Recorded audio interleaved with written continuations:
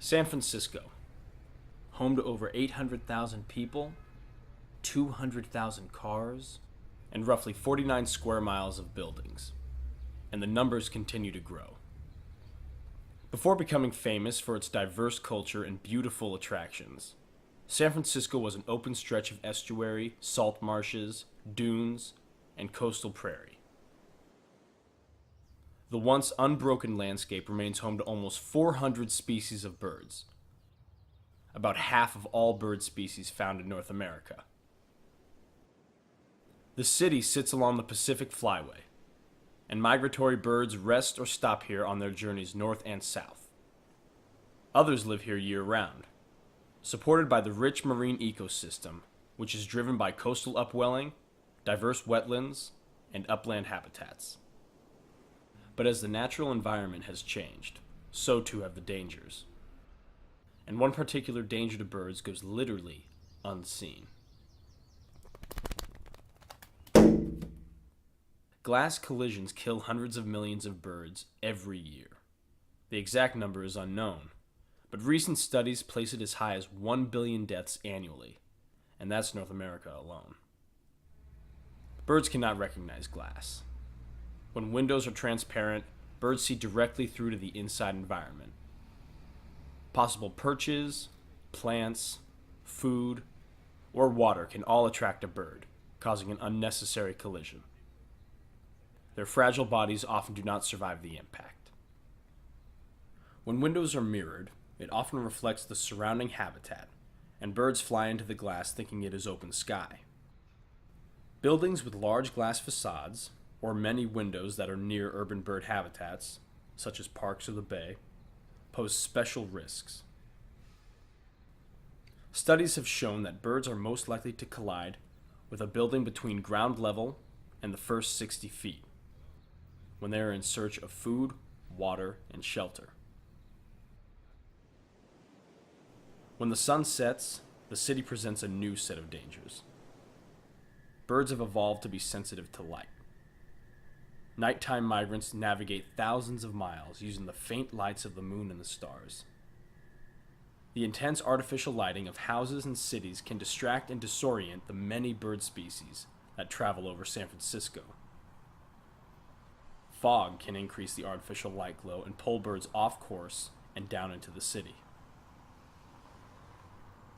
Drawn into light beams, many birds will fly in circles until they either collide with a structure or collapse from exhaustion.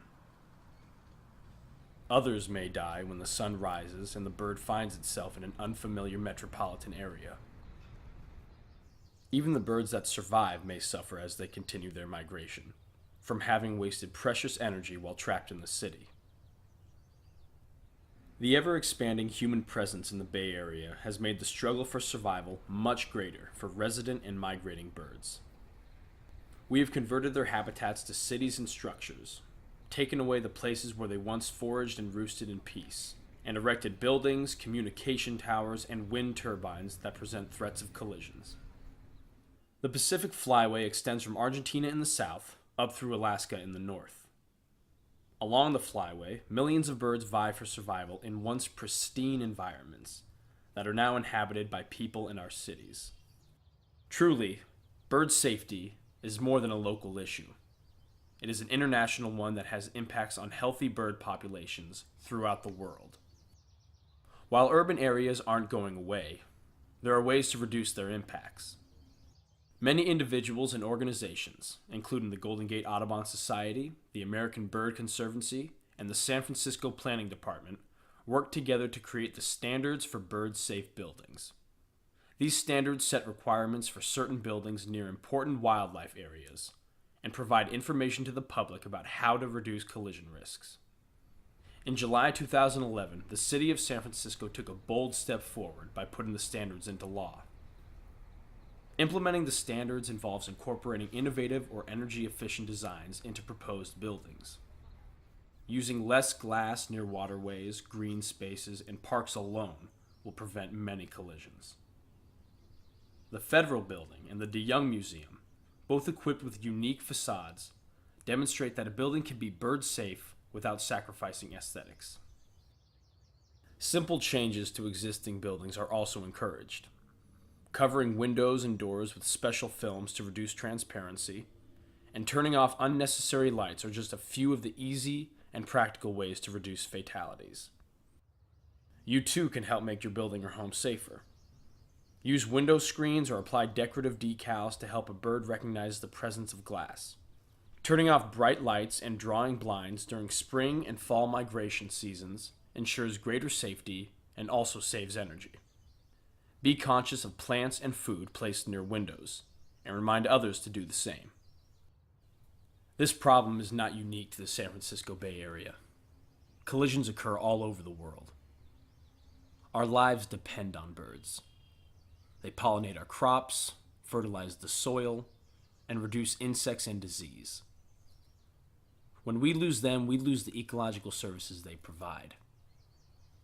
A sustainable future requires diverse and healthy avian populations. That is why San Francisco is to be congratulated for taking the first step in making cities safer for birds.